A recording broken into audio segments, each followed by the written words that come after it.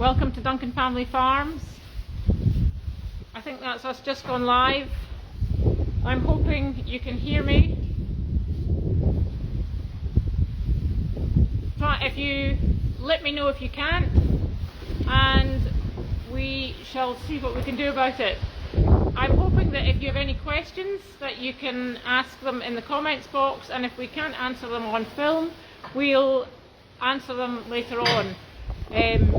I'm not seeing them coming up at the moment, but I've got someone standing on hand. So I've got my son and daughter, Gregor and Sally, helping me here today. We're very much a family farm. And Gregor is currently, he's just going to feed, we've got a pet calf just now in the lambing shed. So Gregor is feeding the calf. I'm going to turn the camera around, and today we're going to just tell you a bit about our farms, our system that we have here for our sheep. And it's a horrible wet day outside, forecast wet and windy all afternoon, so we're going to stay in the lambing shed. And I think we've got Gregor feeding the calf at the moment, and we've also got up here, we've got a sheep that's about to give birth. So hopefully she's going to perform while we're live. And I'm going to flip the camera around now and show you some of the action in the shed. So, while I'm talking, I'll just let Gregor's feeding this pet calf. This calf, its mother actually, well, it was induced prematurely because she had heart problems. So this calf's being bottle reared, and it was in a pen in this shed, an individual pen, but because the sheep are lambing, we had to put it in among the sheep. So, there's, hi Jenny, I've got someone asking what breed of sheep they are. So these are mostly Texel crosses. So the white-faced ones are Texel crosses. There's some with darker faces, and that one there is a Blackie cross Texel. And we've got one over here that's a Kerry Hill, so that's a Welsh breed. And they're my daughter's sheep. Now I was hoping to take you out into the field to see them with the lambs, but it's so wet and windy out there, I think we'll just leave that. I can, if you follow our Facebook page, you can catch up with some pictures on there. We've got one in the middle there with a black face, and that is out of a Texel. So its mother was a Texel, and its father was a Blackie top lamb, which was actually a bit of an accident. That's not our normal breed. So I was going to tell you a bit about our farms. We're beef and sheep farmers. I'll let you see this sheep that's labouring just now. We're beef and sheep farmers. We're on the north side of Glasgow near Loch Lomond in Scotland, and the Duncan Family farm 3 farms. We're at Lands of Drumhead, which is the furthest south. We've got one farm at the north end of Loch Lomond that's a hill farm that is ground to over 3,000 feet, and it's a flock of black faces up there, pure black faces. Then we have another farm that's just about a mile away, and they have about 250 blackies and 250 cross ewes, and then we have another 500 ewes down here. So I was going to just tell you about how we work our lambing system. Everybody's system's different. They tend to do whatever suits them and their farm, what ground they've got, what breeds of sheep they've got, and what time of year they want to lamb.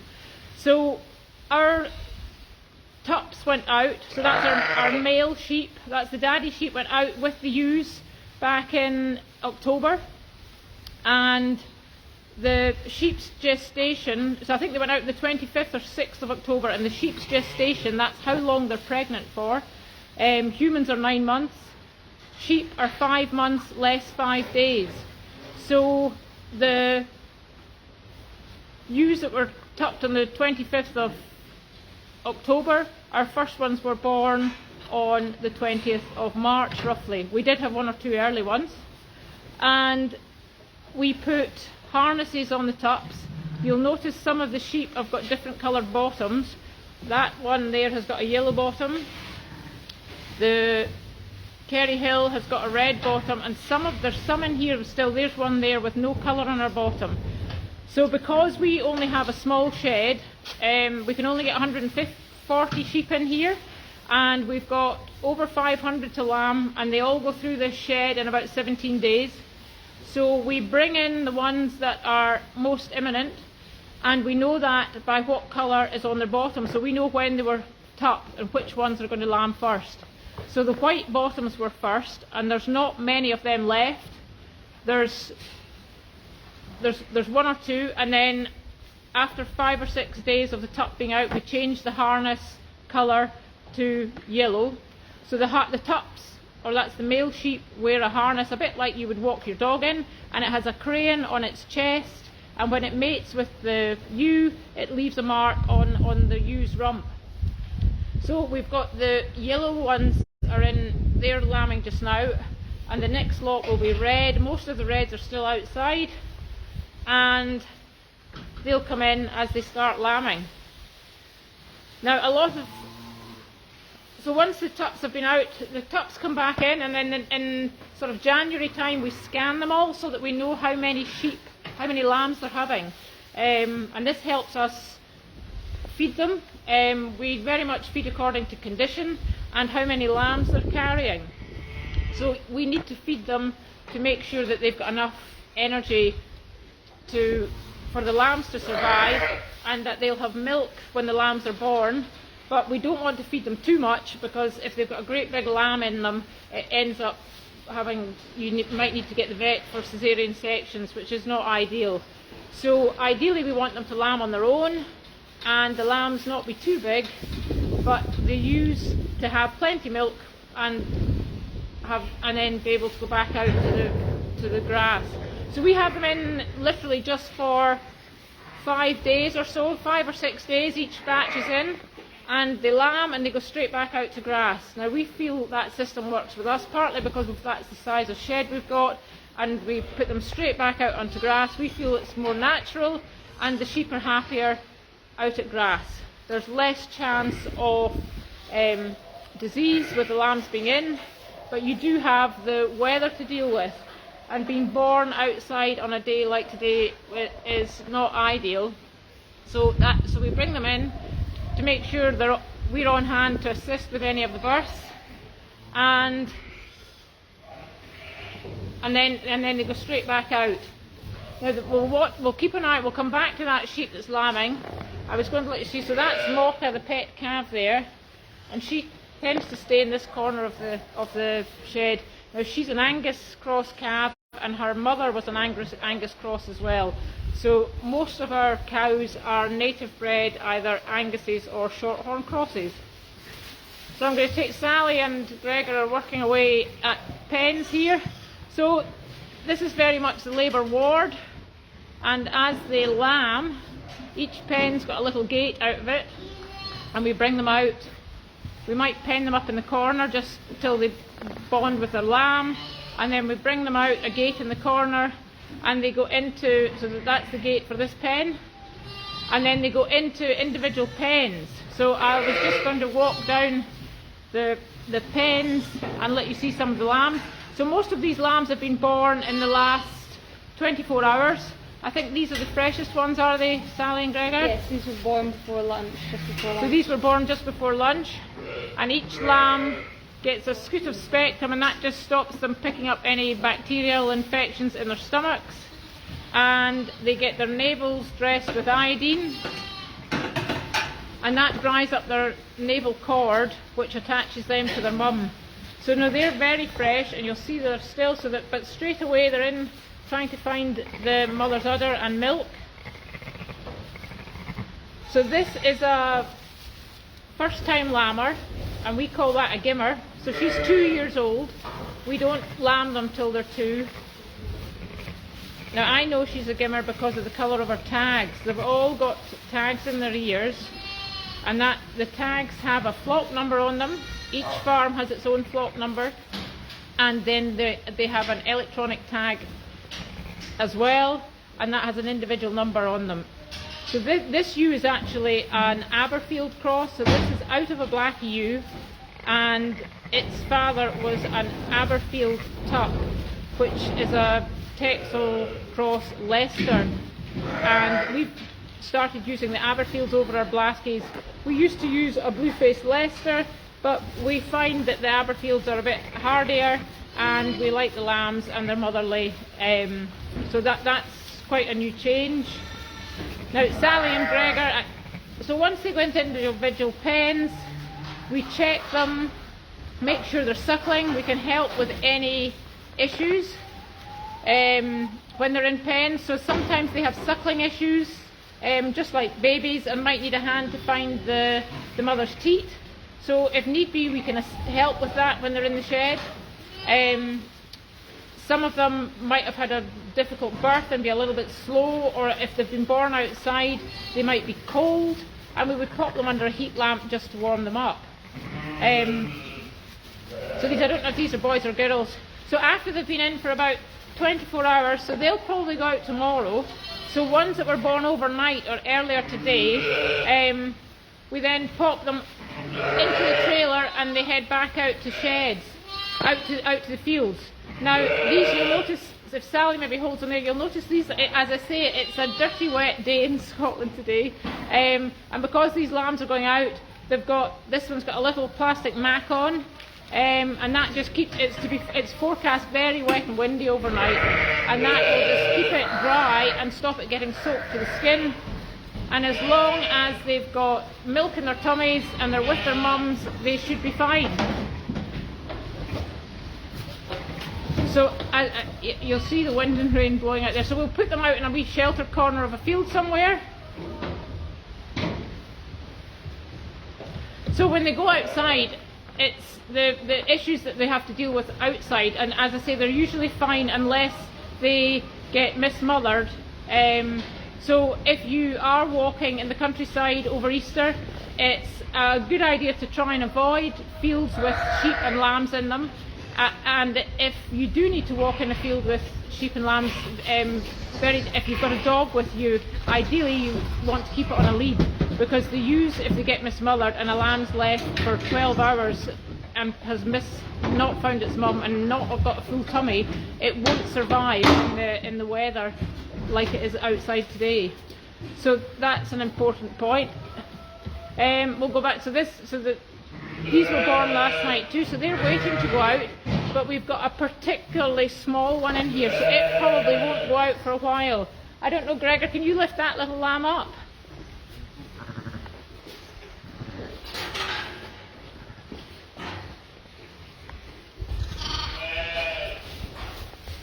So this one, I mean, this ewe is in good condition, and she's scanned to have two lambs, but for some reason one of them is much smaller than the other, so that is a very dinky little lamb.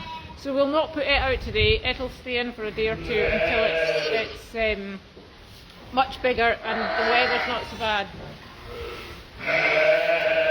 So here's Sally bringing another pair down. Now the mothers tend to follow the lambs, most of them are quite motherly, and if you handle them quietly, most of them are well behaved and pop into the trailer. And then Gregor will take them out and pop them hopefully in a quiet sheltered corner.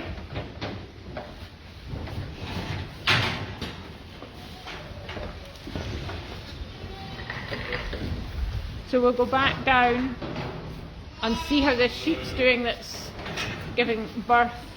We'll go and have a look and see what stage she's at. So as I said, we scan them. So when the scanner comes, and he comes in about January, and they're scanned just like a human with ultrasound externally, and they hold the probe over their tummies and they can tell how many lambs are in them.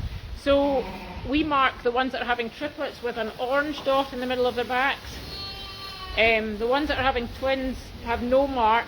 Now you'll notice they've all got a blue mark. That's our own keel mark, and we have that just so that at a distance we can see which sheep are ours. So if they're on the neighbour's field, we obviously can't read their ear tag number from a distance. So, but you can tell they're ours because they've got a blue keel, and locally everyone has a different coloured keel mark. So ours is what you call blue kidneys because it's on their back where the kidneys are. So we've got, you'll see there's 2 or 3 due to have triplets in here. I think there's one in this pen, Sally, isn't there? There's due to have quads. So she's over there, she's got 2 orange dots. Now you'll see this sheep here, I was just going to get a little bit closer, we'll try and leave her to, hopefully she'll give birth on her own. But I can see that there's toes there, which is a good sign. Ideally we want them to be born with their nose and toes coming together, a bit like Superman, so that they're streamlined and they slip out without too much bother. If they're coming presented wrongly, that can cause issues. So if they're coming backwards or with one leg back or the head back or both legs back, that you ideally want them to come out with 2 legs and head all together. So we'll try and keep an eye on her lambing. It's a bit of a bonus getting a live birth while we're on film. So I think I was going to, while Greg will maybe investigate what stage she's at, or Sally, and I was just going to pop down and I was going to introduce you to Bramble. So a lot of people ask, have we got names for all the sheep? Now we don't have names for all our sheep, but every year we have a few pet lambs, and back in 2013 Bramble was pet lamb. So Bramble's through the other side there. Bramble's a blackie, so that's a Scottish blackface, and she is, so she's now, is she 9? And she lambed a couple of days ago. So this is Bramble, and Bramble tends to do her own thing. Sally will maybe lift up her lambs.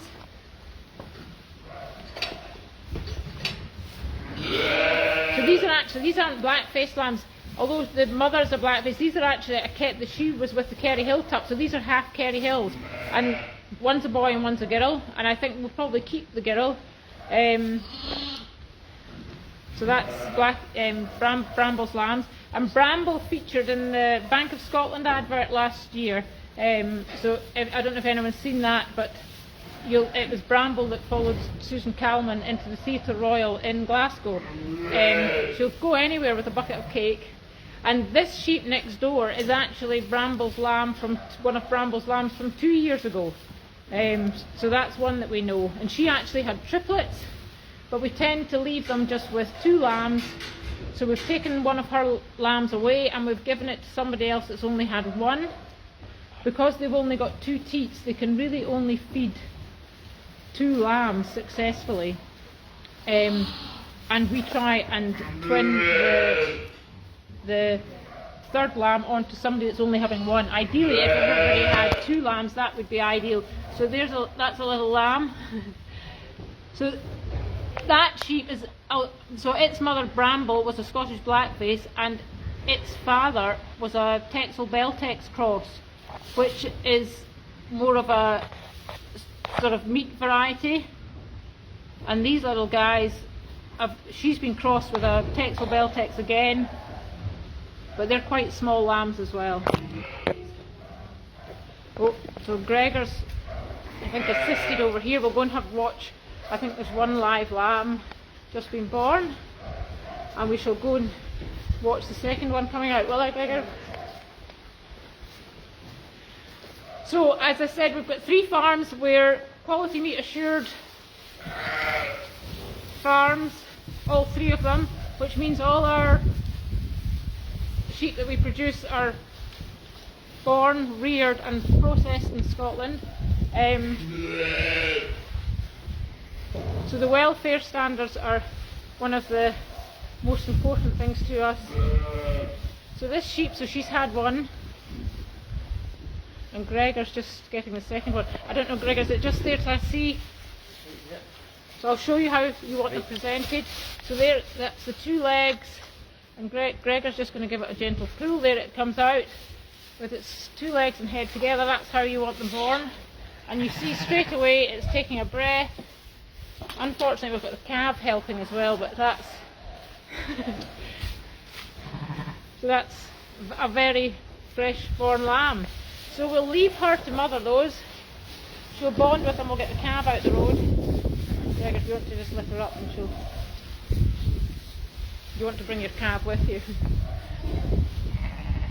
And we'll leave, so she'll lick these. And we'll just, you can see her talking to them or hear her talking to them. And that's her bonding with them. So straight away they bond with them. And if you disturb them out in the field, or they were to be disturbed by a passerby or a dog, you know, if the sheep are of nervous disposition, they may run off and leave a lamb, especially a blackie. The blackies tend to be much wilder than the Texel crosses. And we were talking about tags and age. This one has green tags, so I know that this is her second crop of lambs.